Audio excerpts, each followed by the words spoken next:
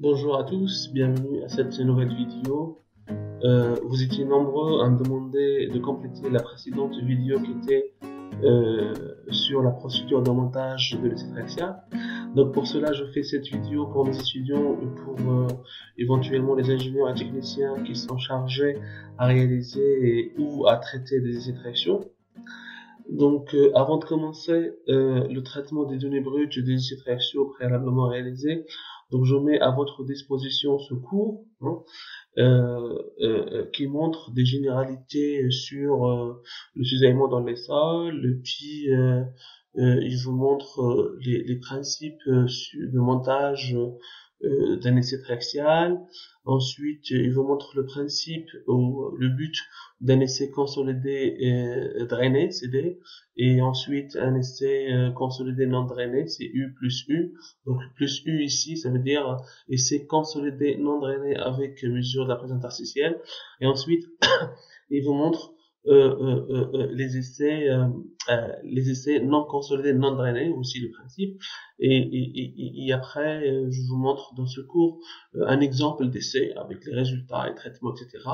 Et je finis par des récapitulatifs des paramètres du sol, ordre de grandeur, etc. Donc, je mets à votre disposition ce cours-là. Je le mettrai en lien en bas de cette vidéo. Voilà. Donc voici le fichier que je vais vous donner, que je vais vous laisser en bas de la vidéo. Ici, on a trois essais, trois données brutes des trois essais réalisés à 400 kPa, 800 kPa et 1200 kPa. Donc certes, ce sont des contraintes relativement élevées par rapport à celles qu'on utilise réellement, généralement en géotechnique. En géotechnique, en général, on utilise allez, 100 bars, 200 bars, 100 kPa, 200 kPa, 300 kPa en général, mais c'est des données que je dispose dans mon PC, donc c'est pour ça que je les ai pris. Mais croyez-moi, c'est le même principe, c'est exactement la même procédure de traitement. Alors, dans un fichier Excel, dans un fichier donné par appareil triaxial, il vous donne en fait ces quatre grandeurs ou ces quatre colonnes: force axiale, déplacement axial, variation de volume, pression de confinement. Un mot très important ici. Donc je sais dans les appareils euh, plus ou moins sophistiqués, ils vous donnent directement les paramètres mécaniques, collision, l'angle de frottement, sans avoir besoin de faire ce traitement. Donc il faut savoir qu'il y a dans ces logiciels-là, il y a une boîte, si vous voulez, une boîte noire. Donc là, le but de cette vidéo, c'est de découvrir qu'est-ce que cette boîte noire fait réellement lors de traitement. Alors, le but, la procédure va commencer par tracer ces quatre courbes-là. Donc, on va les voir rapidement, c'est quoi ces quatre courbes? Quelles sont ces quatre courbes? Donc, ça va être, ou plutôt trois courbes pour l'instant. On va commencer par trois, après on verra bien. Donc, ça va être ça. Donc, je dessine très mal, je suis désolé. Donc, Q en fonction de epsilon 1. Ensuite, epsilon V en fonction de epsilon 1. Et ensuite, option A, donc il y en a qui disent option A, c'est déformation axiale. Et le troisième, et le plus important aussi, c'est le chemin de contrainte Q en fonction de P'. Alors, je sais que vous allez me dire, c'est quoi Q, c'est quoi option A, c'est quoi option V, c'est quoi P'. Donc tout simplement, alors, Q, c'est la contrainte déviatorique qui est égale à sigma 1 moins sigma 3. Je vous laisse noter tout ça.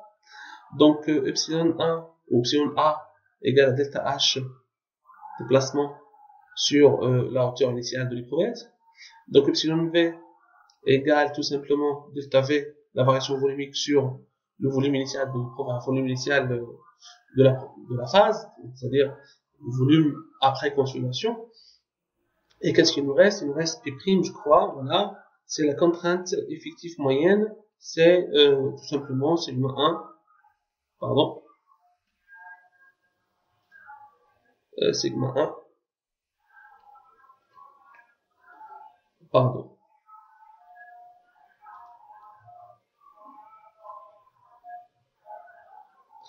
plus 2 sigma 3 sur 3. Voilà. Donc, on va prendre ces relations-là, on va les utiliser dans nos fichiers Excel. Donc, commençons par le premier. Donc, ici, j'ai oublié de vous montrer ça.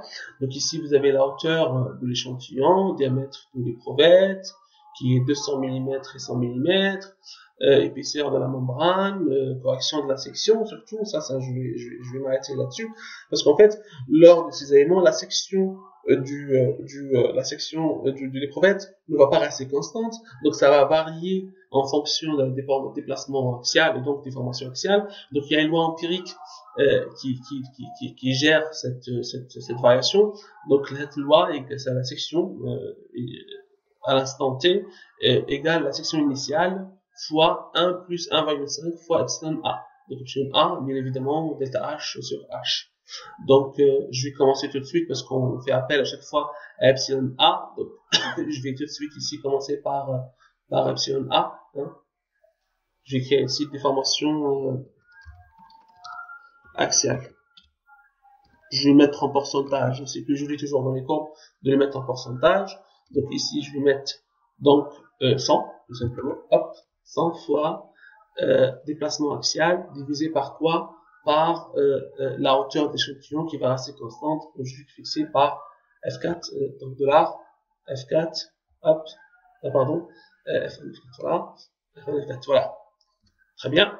Donc là, les 100%. Je sais que j'ai arrêté mon essai à peu près à 18% de déformation, donc je vérifie tout ça rapidement avant d'aller, voilà, 17,8. Donc voilà, je sais que j'ai arrêté mon essai à ce degré de déformation, à ce niveau-là, à ce niveau de déformation.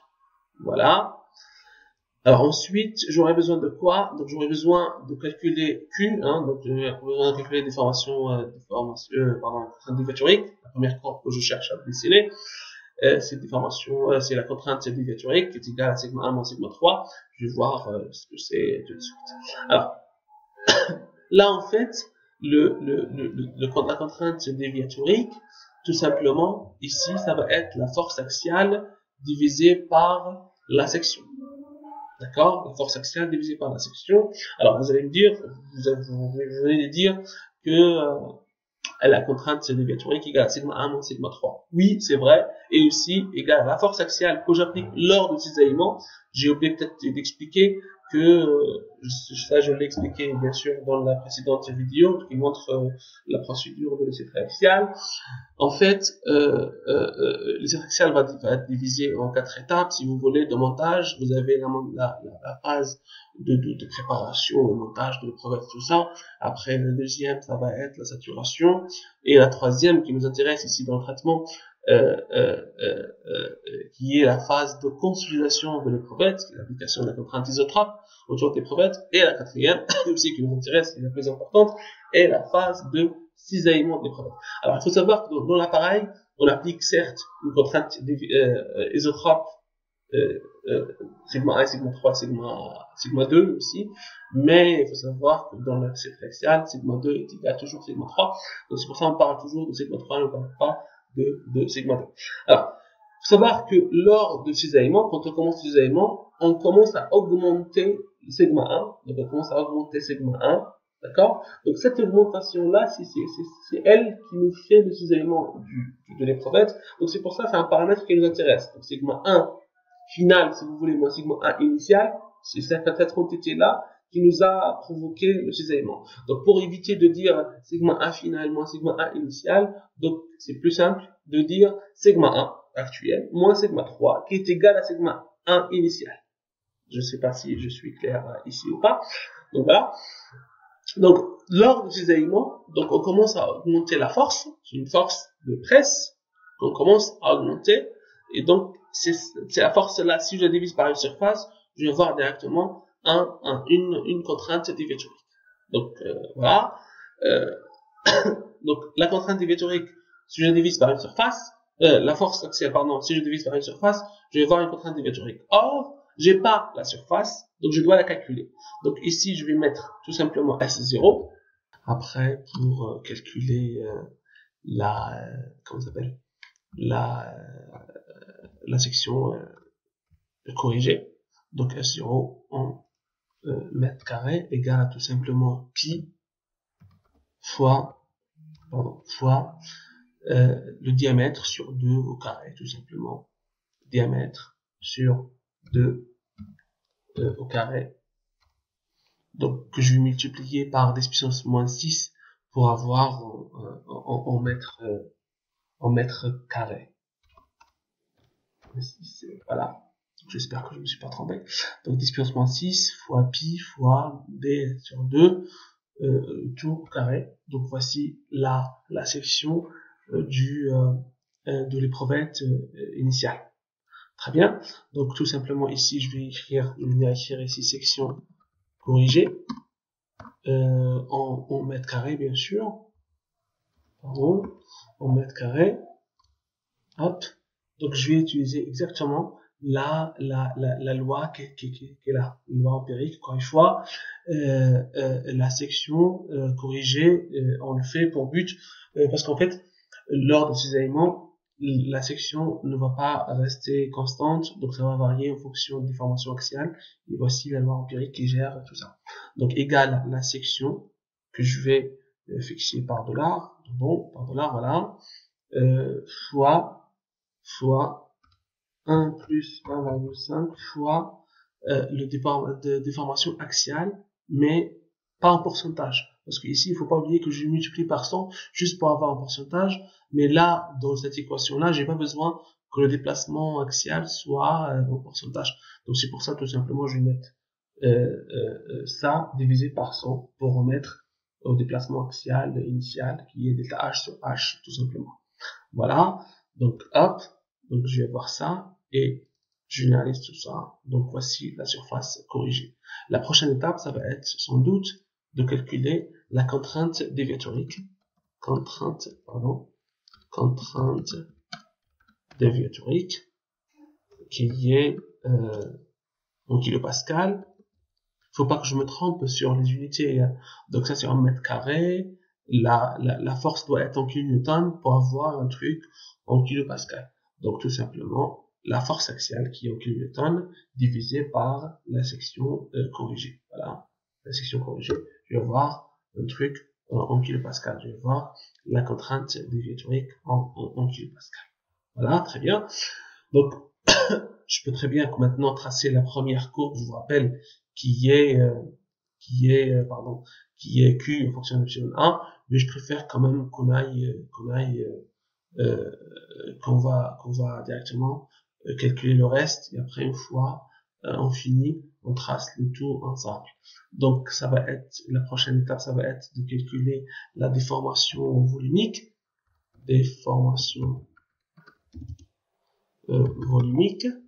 donc voilà, hop, en pourcentage, pour avoir un truc relativement joli, une courbe jolie. Voilà, déformation volumique.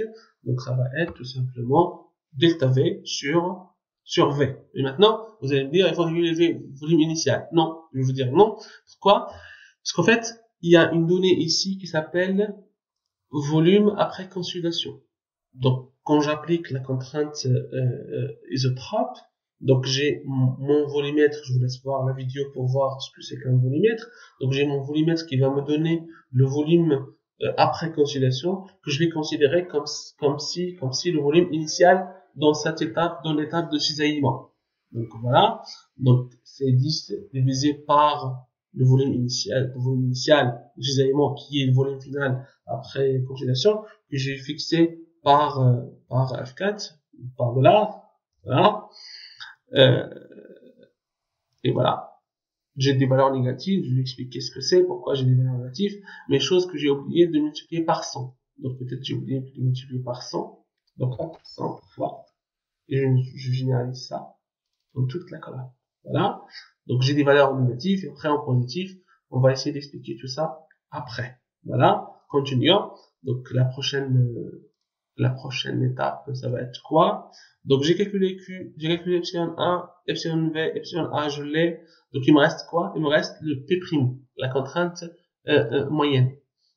La contrainte moyenne, tout simplement, je reviens, égale à sigma 1 plus 2 sigma 3, c'est en prime, hein, donc ça peut-être j'ai oublié de le dire, c'est prime, hein, d'accord? Donc ça c'est prime, hop, et ça prime.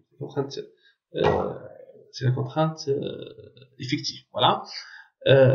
Hop, je reviens, donc sigma 1, je l'ai pas, sigma 3, je l'ai. Donc, je dois calculer sigma 1. Donc, tout simplement, si GQ et GQ, donc la déformation de contrainte déviatorique, pardon, et je sigma 3, tout simplement, sigma 1, il peut être égal à Q plus epsilon 3. Voilà. Donc, ici, je vais écrire sigma 1. Hop, trop. Hop. Sigma 1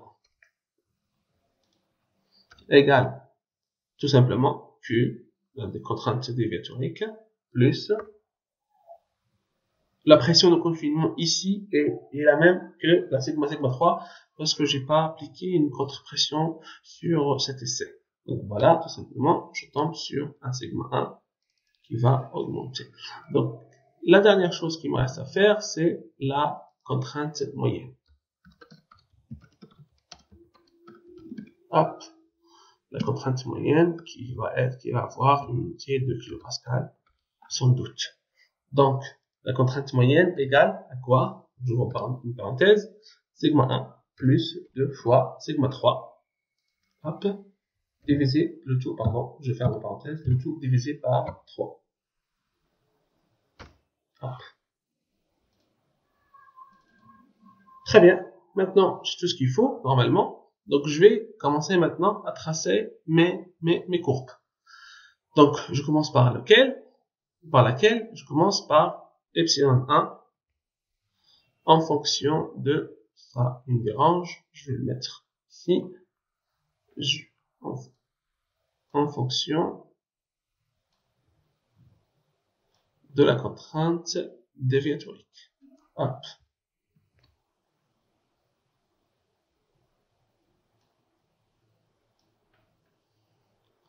Insertion, nuage de points. Hop, je vais choisir celui-là. Et voilà. J'ai maintenant ma première courbe. Je suis content. J'ai la déviatorique, la contrainte déviatorique en fonction d'epsilon A. Donc la déformation, le niveau de déformation s'est arrêté à peu près à 18%. On est à peu près. Donc ensuite, le deuxième courbe, comme je suis fini. Donc, je vais faire directement copier-coller, hop. Et après, je change tout simplement l'axe. Donc, ça va être déformation volumique. Voilà. C'est ma deuxième courbe. Déformation volumique en fonction de déformation axiale. Et ma troisième courbe, ça va être le chemin de contrainte. Hop. Le chemin de contrainte. Donc, je vais varier. Je change tout simplement, encore une fois, l'axe. Ça, c'est P'. Voici le chemin de contrainte. Je vais dire juste un petit mot par rapport au chemin de contrainte. En fait, la contrainte déviatorique en fonction de la contrainte moyenne. Donc, quand on commence l'essai, donc, lors de la phase de consolidation, la contrainte sigma 1 égale à sigma 2 égale à sigma 3. Donc, Q, tout simplement, de contrainte déviatorique égale à 0. Tout simplement, je vais marcher sur cet accès-là.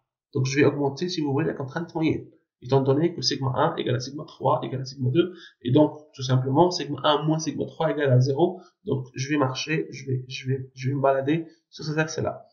Une fois, je commence le cisaillement, donc, sigma 1 va augmenter, donc, automatiquement, la contrainte déviatorique va augmenter, et la contrainte moyenne va augmenter, et donc, ça va suivre ce chemin-là. Donc, une question que je donne ici pour mes étudiants, est-ce que vous pouvez me dire c'est quoi la pente de cette droite-là? Donc, je vous laisse réfléchir. C'est tout simplement delta Q sur delta P'. Donc, ils vont remplacer delta Q par sigma 1 et sigma 3, et P' vont remplacer par sigma 1 et sigma 3 aussi. Et il faut savoir que lors du cisaillement, delta sigma 3 n'existe pas. Donc, il n'y a pas de variation de sigma 3 lors de cisaillement. Il n'y a que la variation de delta sigma 1 et donc vous tombez sur un chiffre 3. Donc, cette pente-là égale à 3. Donc, je vous laisse faire ce petit calcul.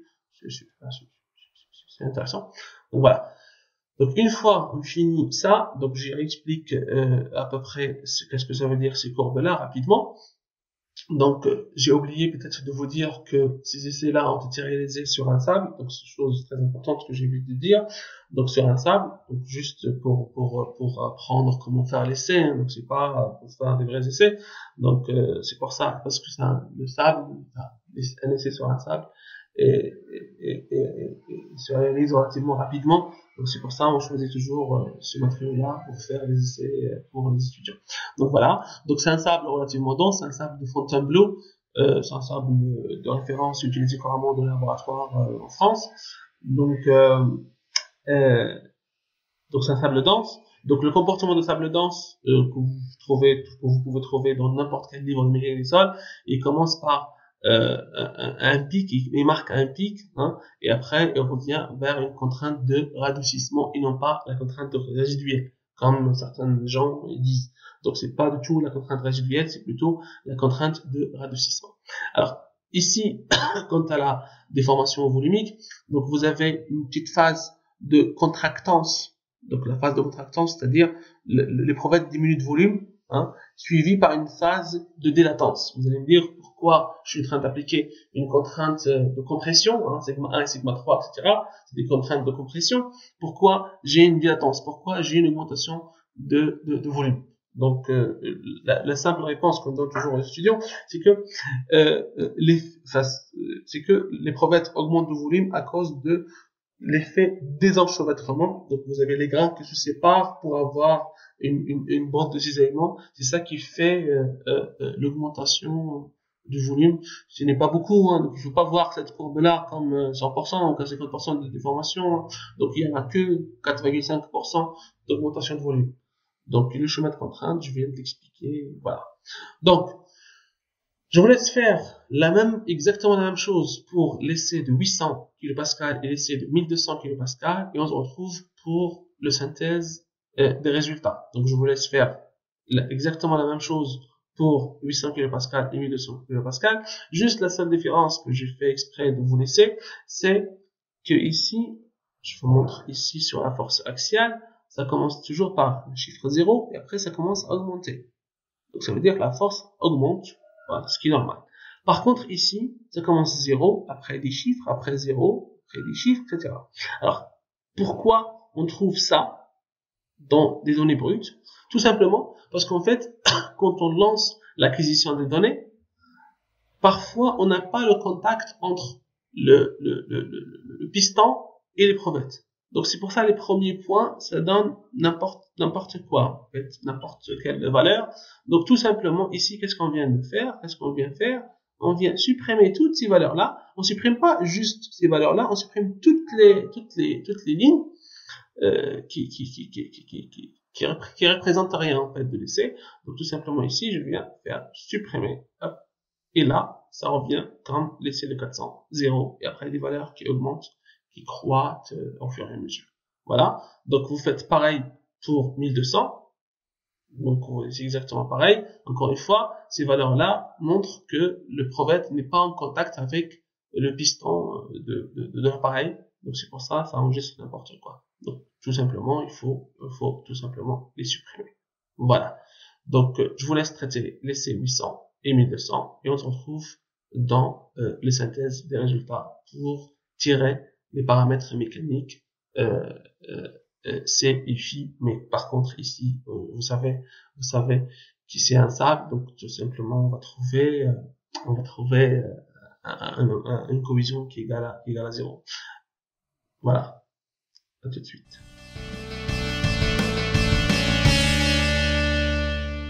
Alors, reprenons maintenant. J'espère que vous avez pu traiter les trois fichiers, les deux autres fichiers. Donc, moi, je l'ai fait. Voici le traitement pour chaque fichier, pour chaque essai.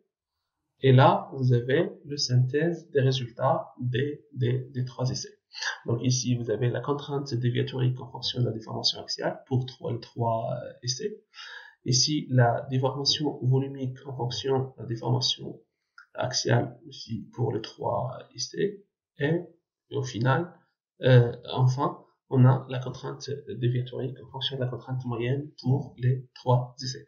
Donc à chaque fois, on marque un pic sur la contrainte déviatorique les déformations axiales, on marque un pic suivi par la contrainte de radoucissement. Ici, à chaque fois, on a une phase de contractance suivie par une phase de délatence, comme j'expliquais tout à l'heure.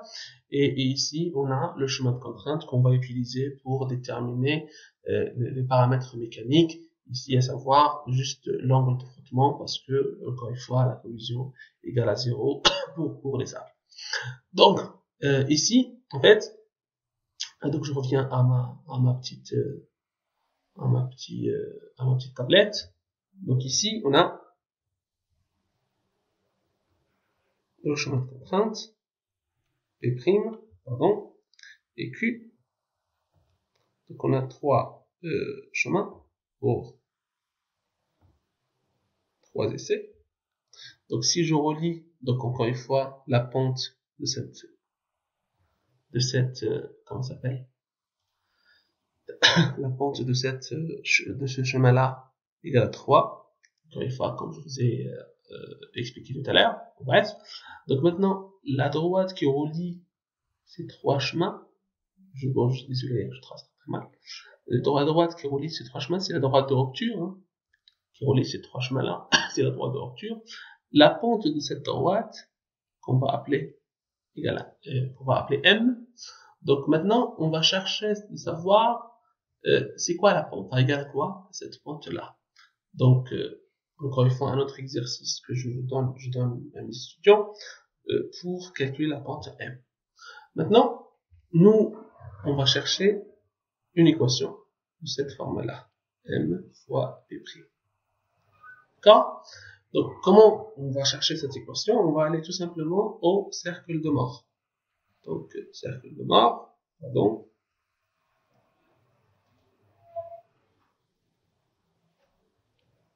Hop, hop. Donc, il y a ici la sigma. Ici, on a tau. Là. Donc, cercle de Moore. Bon. On a sigma 3. Hop. On va faire notre cercle. Ici, on a sigma 3. Ici, on a sigma 1. Voilà. Donc, il faut avoir 3 cercles hein, pour avoir la droite de rupture dans le plan de Moore. Mais, pour simplifier le calcul, on va tracer juste un seul cercle. Encore une fois, je dessine mal. Donc, le cercle doit toucher la droite, ou la droite doit toucher le cercle. Bref. Donc, voilà. Donc, imaginez que le cercle touche droite. Voilà. Juste pour schématiser. Donc, le centre ici va me faire un angle droit ici. Hop. On va faire un angle droit. Donc, tout ça, tout simplement, vous savez tous ici que c'est l'angle de frottement. Encore une fois, c'est le cas pour un sable. On va voir éventuellement tout à l'heure comment on fait pour le cas d'un sol cohérent. Ici, j'essaie de calculer maintenant sinus phi égale à quoi? Donc, égale à sigma 1 moins sigma 3 sur 2. Et en bas, sur sigma 3 plus la même chose, sigma 1 moins sigma 3 sur 2. Voilà. Tout ça égale, hop, sigma 1 moins sigma 3 sur sigma 1 plus sigma 3. Très bien. Donc maintenant, on a sinus phi égale à sigma 1 moins sigma 3 sur sigma 1 plus sigma 3. Donc, il faut savoir, il ne faut pas oublier que Q égale, sigma 1 moins sigma 3, et P égale, la contrainte moyenne, égale à sigma 1 plus 2 sigma 3 sur 3. Donc, si je calcule à partir de là, je tire deux équations avec des inconnus. Hein. Donc, sigma 1 égale une fonction, hop, de P et Q. Et sigma 3, une autre fonction G, que j'ai appelée G, P et Q, pardon. P et Q. Donc, si j'arrive à trouver ces équations-là, donc sigma 1 et sigma 3 en fonction de P et Q, et je le remplace ici, donc je remplace sigma 1 par la fonction F, et je remplace sigma 3 par la fonction G que je trouve à partir de ces équations avec les inconnus.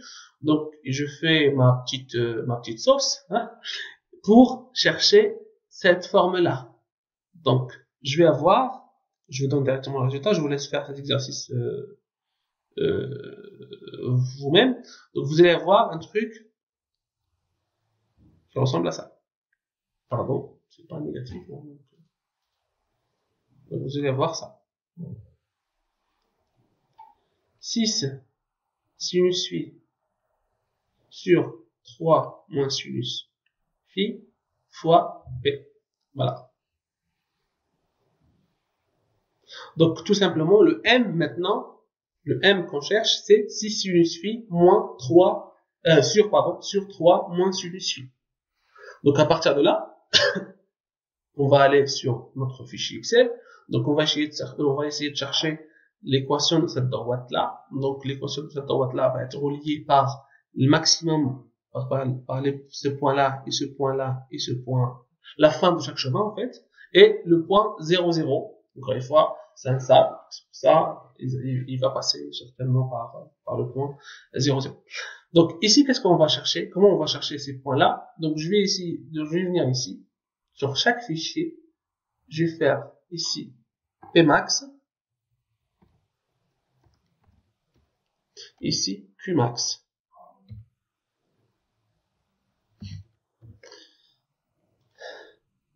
Pmax égale quoi? Égale maximum de toute cette colonne-là. Donc j'ai Pmax, et Qmax, pareil, maximum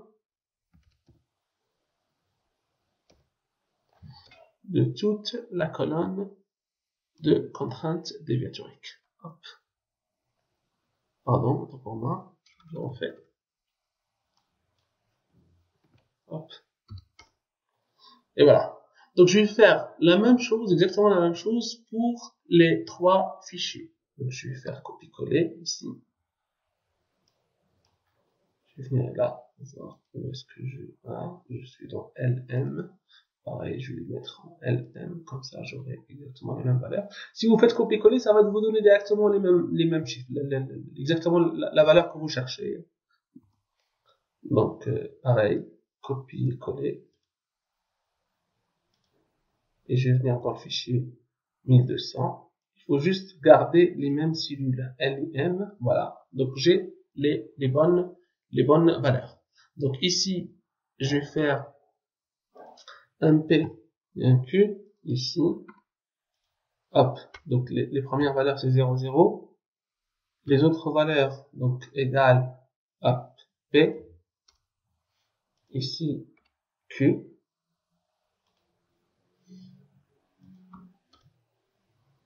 Ça, c'est pour 400 kPa, bien sûr. Ici, pour 800, donc je vais aller à 800, je vais faire ça. Puis pour 800 aussi, je vais faire ça. Pareil. Pour 1200, je vais faire ça.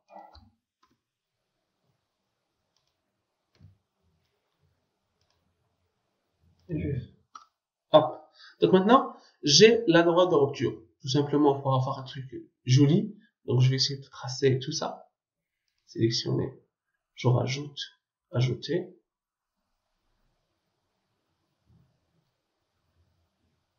Je vais l'appeler droite de rupture.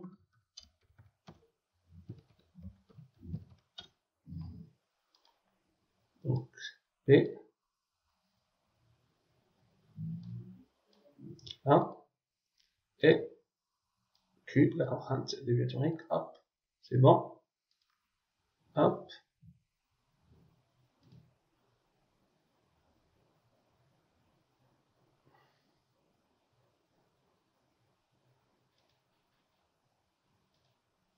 Voilà, ici j'ai un problème. Certainement, j'ai pas continué, donc ça c'est pas descendu jusqu'au bas, certainement. C'est pour ça j'ai des maximums qui sont pas, voilà, qui sont pas vrais.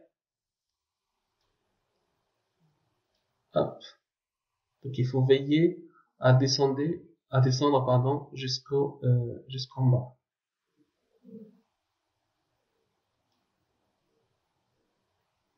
Sinon, autrement, vous aurez des valeurs, des fausses valeurs. Voilà.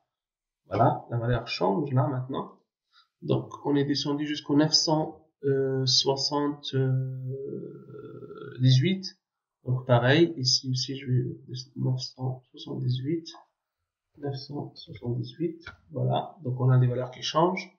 Est-ce que ici pareil ou pas? Donc parfait. Donc on a maintenant la meilleure, droite.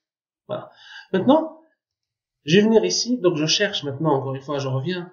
Donc si j'arrive à voir, la pente, cette pente-là M, qui est égale à 6 sinus phi sur moins 3 sinus phi, si j'aurais une valeur M par exemple, je fais ça, 6 sinus phi moins 3 sur 3 moins sinus phi égale à cette valeur-là, je cherche tout simplement mon angle de frottement. Donc je reviens, donc j'essaie de tracer une droite de tendance par rapport à ça, donc ajouter une droite de tendance, donc il va passer certainement par 0, afficher l'équation de graphique, afficher le coefficient de détermination. Hop, c'est bon.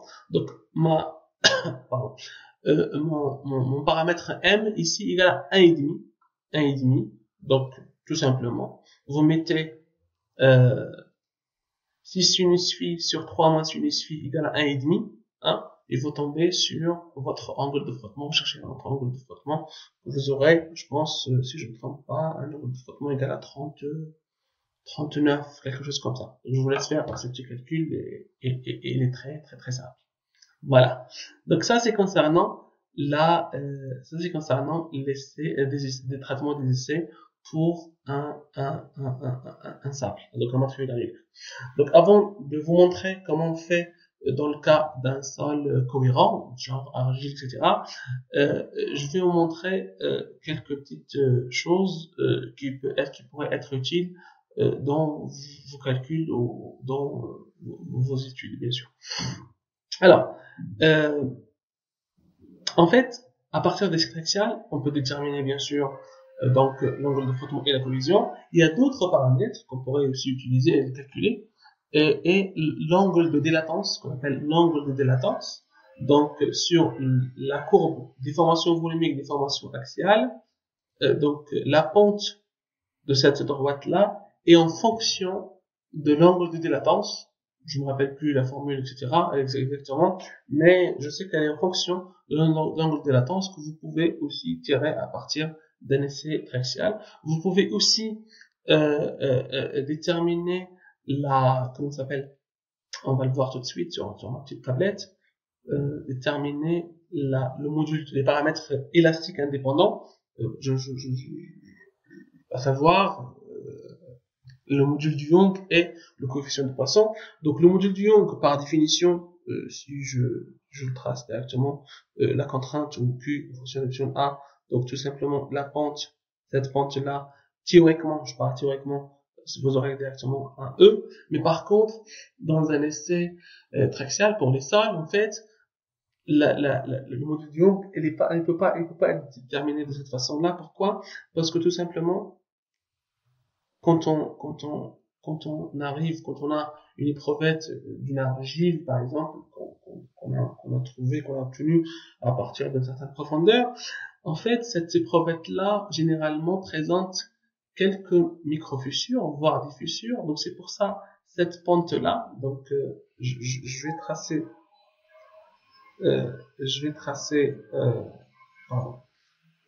la courbe normale. Hop.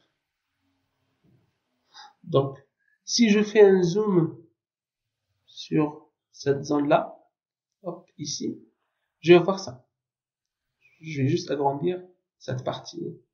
Pardon.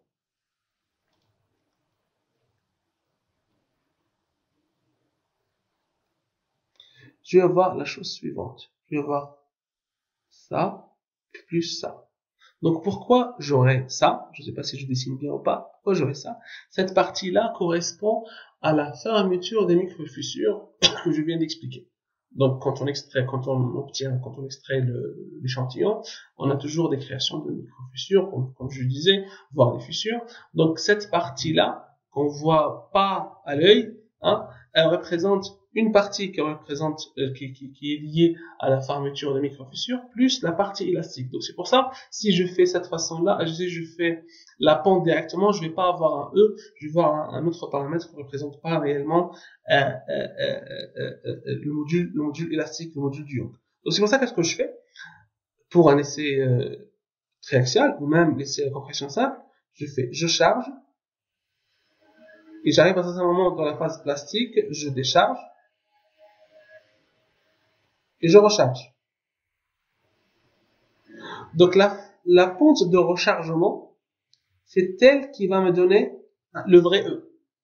La pente de rechargement, alors pourquoi on ne prend pas cette pente-là, encore une fois, parce que cette pente-là, c'est un couplage, si vous voulez, entre la phase de refermeture de micro-fissure et la phase élastique. Mais par contre, cette pente-là de rechargement, hein, elle correspond parfaitement à la phase élastique. Donc à partir de là, on peut très bien tirer, si vous voulez, le module du Young, voilà. Donc je vous invite à voir le dernier tableau de la présentation que je vous mets en bas.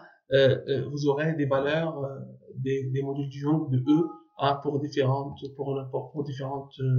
sols. Voilà. Donc, reste à déterminer maintenant le module, le coefficient de Poisson. Alors, en fait, le coefficient de Poisson, par définition, c'est la déformation transversale sur la déformation longitudinale. Hein. Donc, ça, c'est par définition. Donc, maintenant, ici, donc, sur un essai triaxial, le module du Young, tout simplement, il va être égal à déformation radiale sur déformation axiale, ou 1, hein, déformation axiale A ou 1, comme je vous ai dit tout à l'heure. Donc maintenant ici, on n'a pas une information, je reviens au fichier pour je vous rappelle, on n'a pas une information sur la déformation radiale, on n'a que des informations sur la déformation axiale, et déformation axiale ici, et la déformation volumique. Donc on n'a pas d'information sur la déformation radiale. Vous allez me dire, donc on ne peut pas déterminer le coefficient de Poisson. Alors je vais vous dire, si on peut quand même estimer ce coefficient-là, comment je vais vous montrer comment d'abord trouver la déformation radiale à partir de la déformation axiale et la déformation volumique. Donc tout simplement, ici on a une éprouvette. On a une éprouvette.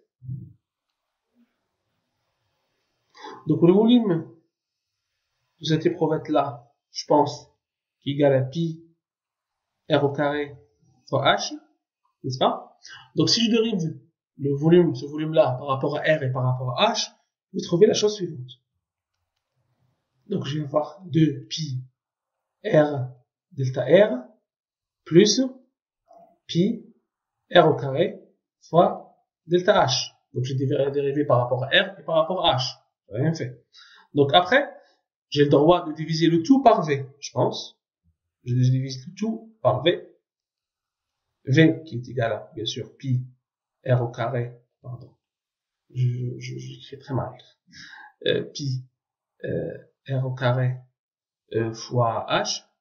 Ici aussi, pareil. Pi r au carré fois h. Voilà. Donc je vais changer un petit peu de couleur. Hop. Donc je sais que pi avec pi saute, r avec r au carré saute. Qu'est-ce qu'il me reste?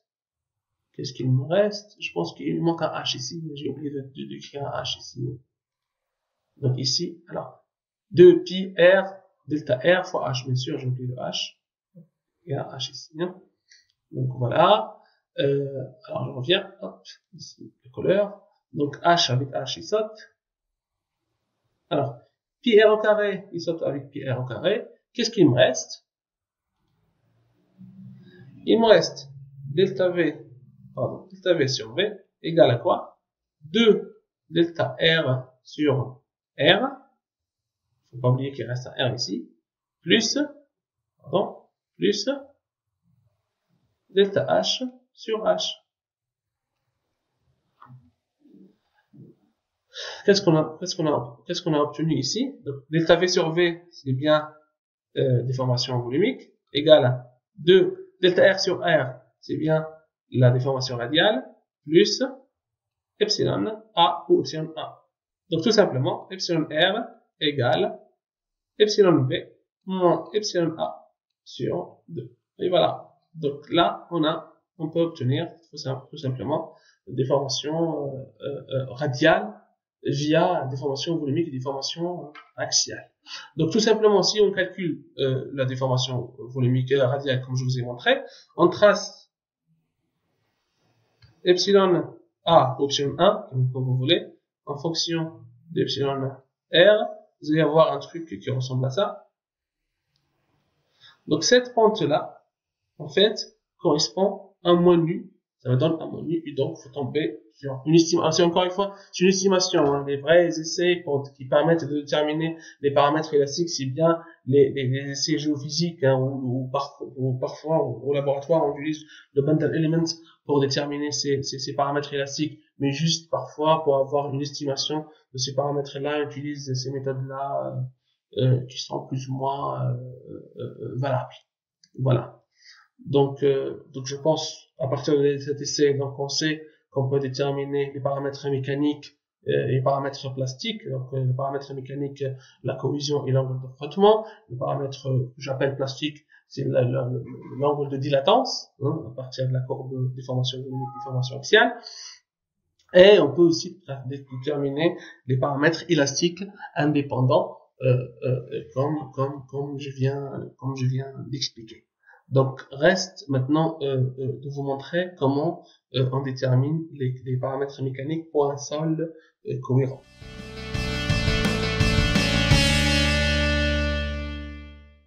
Alors, on a vu comment déterminer le paramètre mécanique qui est l'angle de frottement pour un sable, qui est plus ou moins simple.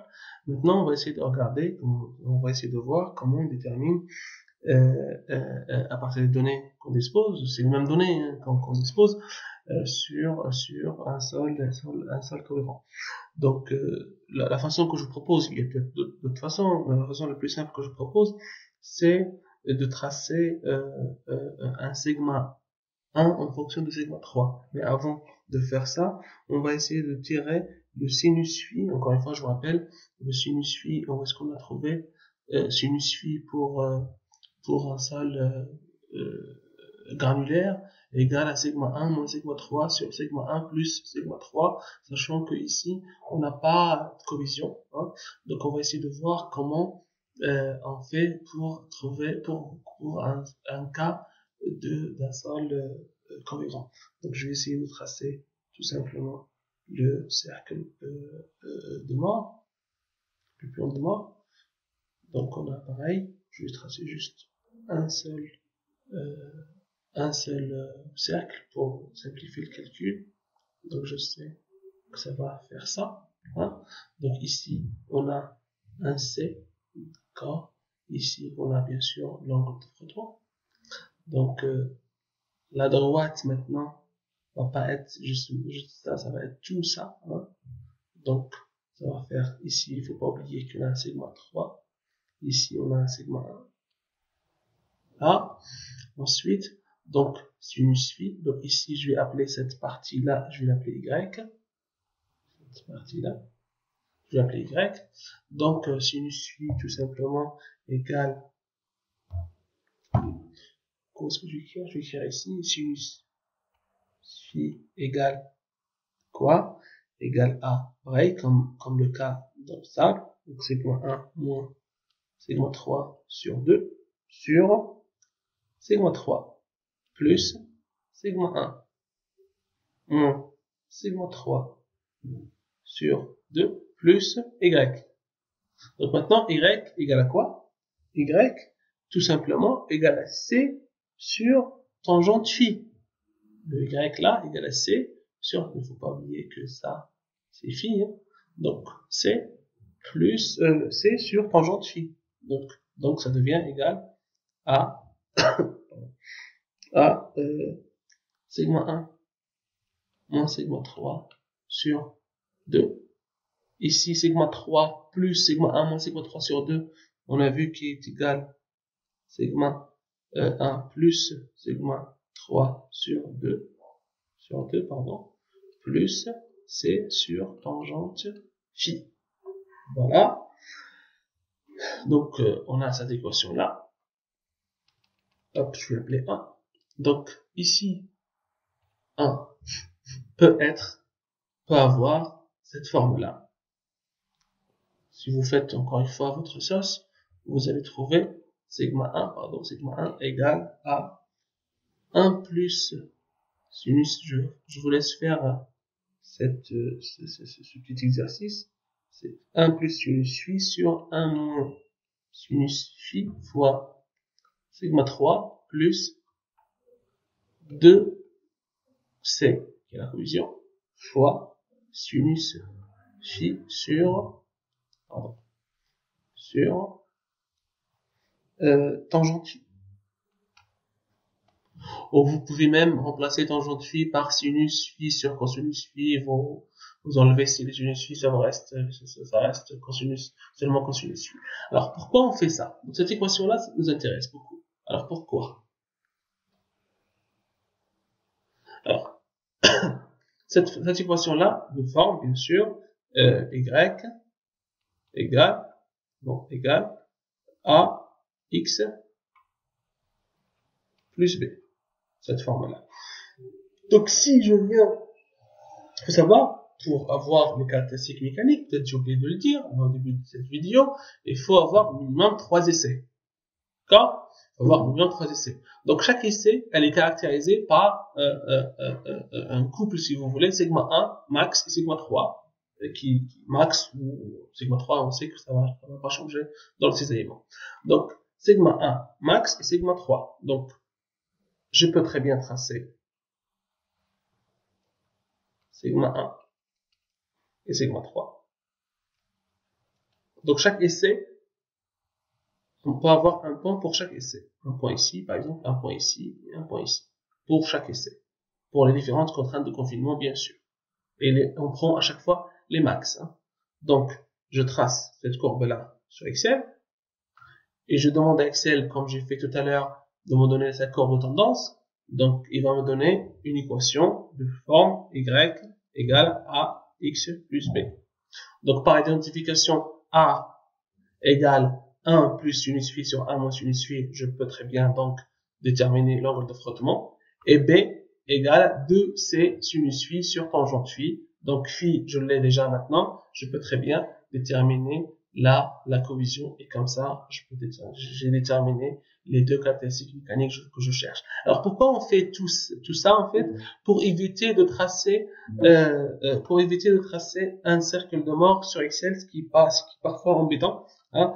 Donc pour ne pas faire ça, donc on utilise d'autres méthodes comme je vous ai expliqué sur cette vidéo. Voilà. Donc je pense qu'on a terminé. Je vous remercie je vous remercie d'avoir suivi cette vidéo. Si vous avez des questions, je vous invite si vous voulez à m'envoyer des mails, voici mon adresse mail, ou bien m'écrire des commentaires sur le bas de la vidéo. Voilà. Merci beaucoup.